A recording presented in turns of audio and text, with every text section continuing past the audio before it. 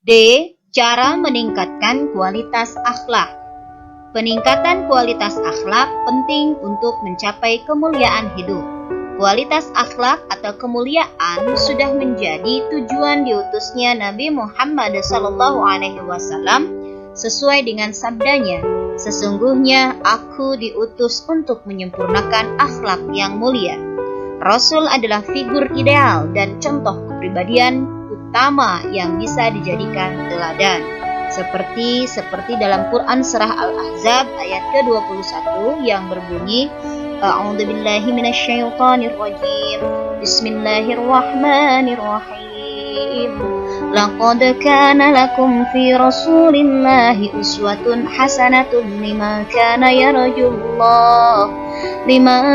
yarjullaha wal yawmal akhir wa dzakarallaha katsira.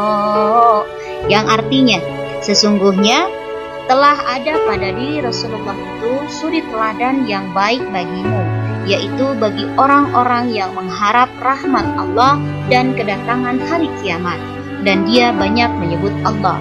Quran surah Al-Ahzab ayat ke-21. Masyarakat saat ini sedang mengalami dekadensi moral, lingkungan yang buruk, pengaruh buruk teknologi, dan pergaulan bebas semakin menguatkan bahwa pembinaan kualitas akhlak dan peningkatan kualitas pendidikan itu sangat penting dilakukan agar terbentuk akhlak mulia dan terpuji. Adapun beberapa metode peningkatan kualitas akhlak yaitu A. Melalui perumpamaan atau tamtsil, B. Melalui keteladanan atau uswatun hasanah, C. Melalui latihan dan pengamalan, dan D. Melalui ibrah dan mau'izah. Metode peningkatan kualitas akhlak. A. Melalui perumpamaan atau tamtsil. Perumpamaan itu bisa diambil dari kandungan ayat-ayat Al-Quran. Tujuannya adalah menjadikan perumpamaan itu sebagai pedoman dalam melaksanakan tugas-tugas kemanusiaan. Seperti dalam Quran surah Al-Baqarah ayat ke-26 yang artinya, sesungguhnya Allah tiada segan membuat perumpamaan berupa nyamuk atau yang lebih rendah daripada itu. Adapun orang-orang yang beriman, maka mereka yakin bahwa perumpamaan itu benar dari Tuhan mereka. Tetapi mereka yang kafir mengatakan, apakah maksud Allah menjadikan ini untuk perumpamaan?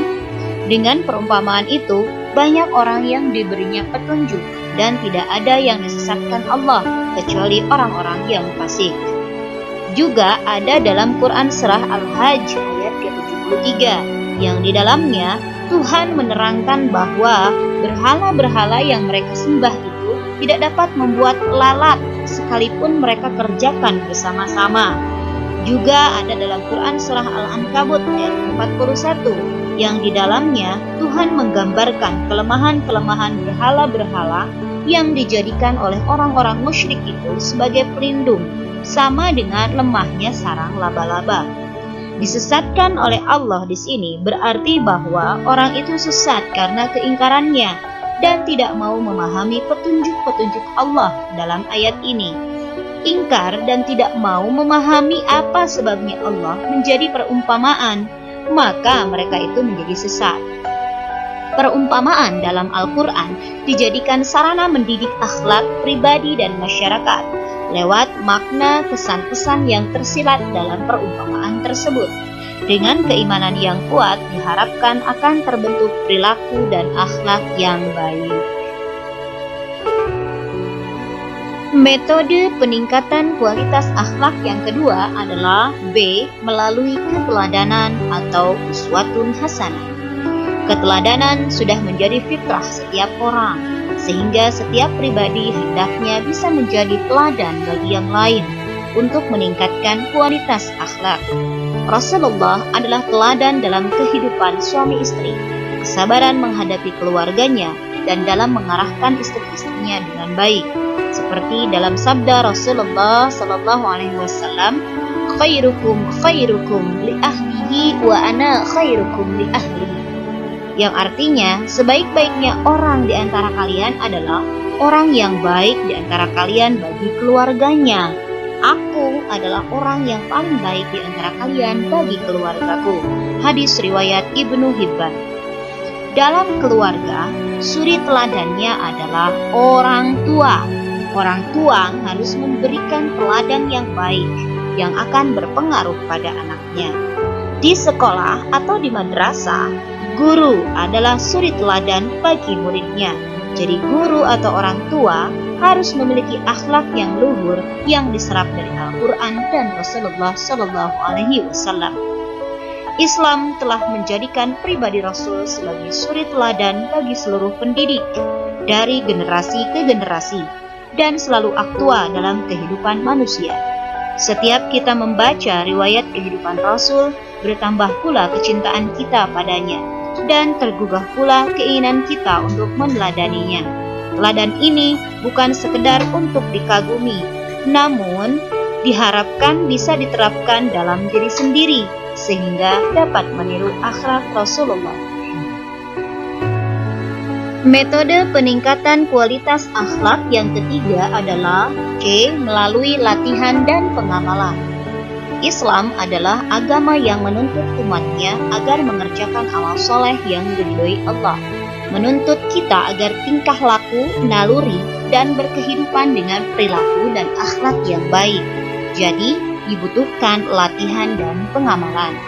Islam menegaskan bahwa ibadah hanya akan diterima jika dilaksanakan melalui ucapan dan perbuatan yang sebagaimana dicontohkan oleh Nabi Shallallahu Alaihi Wasallam dan diikuti oleh sahabat, para tabi'in, imam yang 4, dan para ulama hingga masa sekarang ini.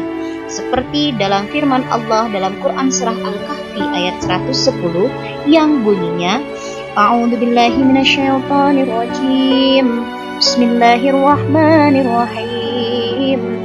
Fama kana yarju liqa'a rabbih falyamal amalan salihan wa la yusyrik bi'ibadati rabbih ahada. Yang artinya, barang siapa mengharap perjumpaan dengan Tuhannya, maka hendaklah ia mengerjakan amal yang soleh, dan janganlah ia mempersekutukan seorang pun dalam beribadah kepada Tuhannya. Quran Surah Al-Kahfi ayat 110. Akhlak tidak akan tumbuh tanpa diajarkan dan dibiasakan.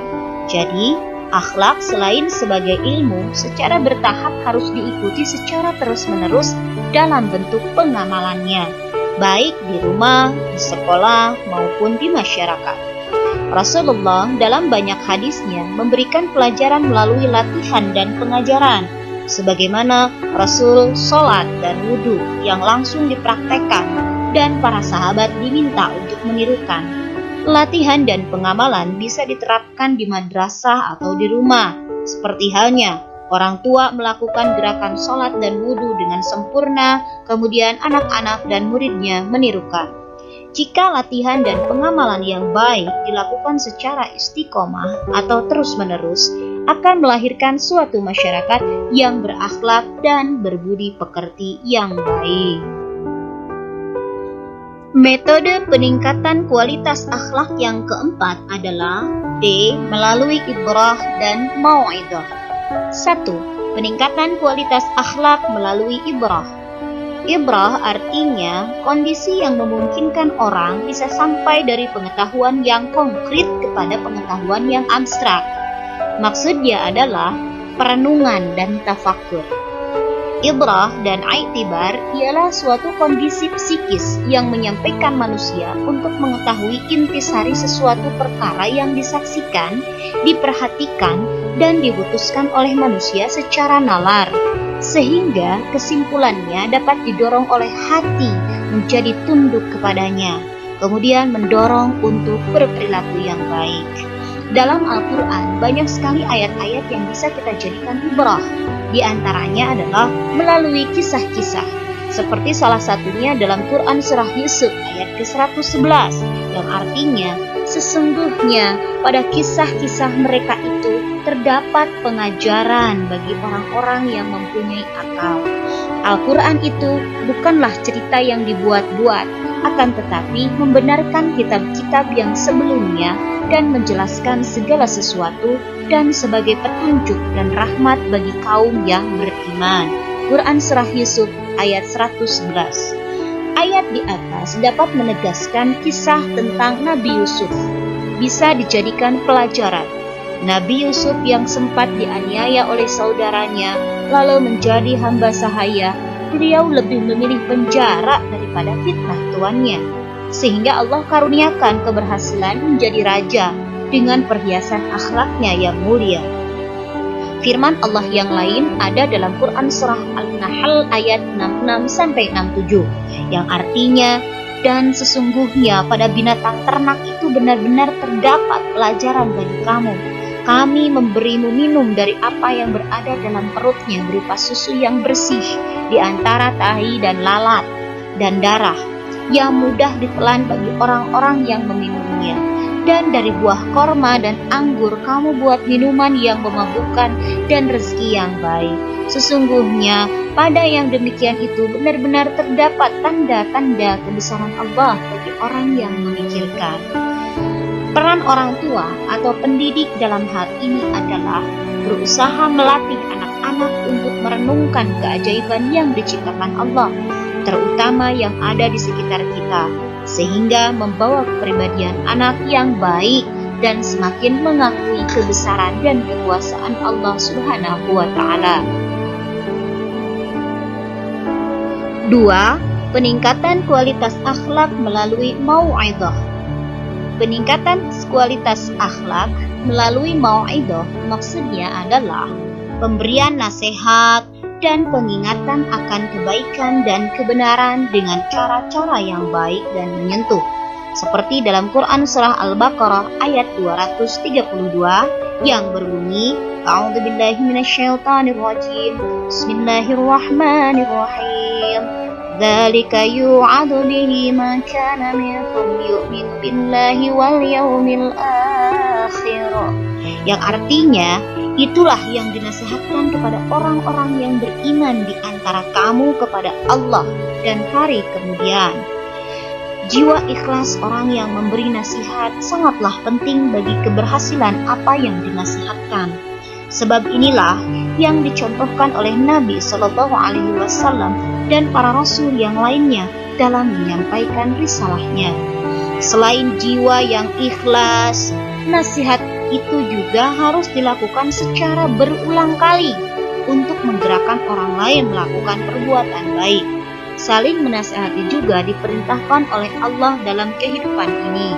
Jadi, dapat dipahami bahwa penanaman al-haq atau kebenaran itu memang bukan tugas yang ringan, termasuk pemahaman keimanan sekaligus memungkinkan munculnya akhlak yang baik itu adalah tugas yang berat.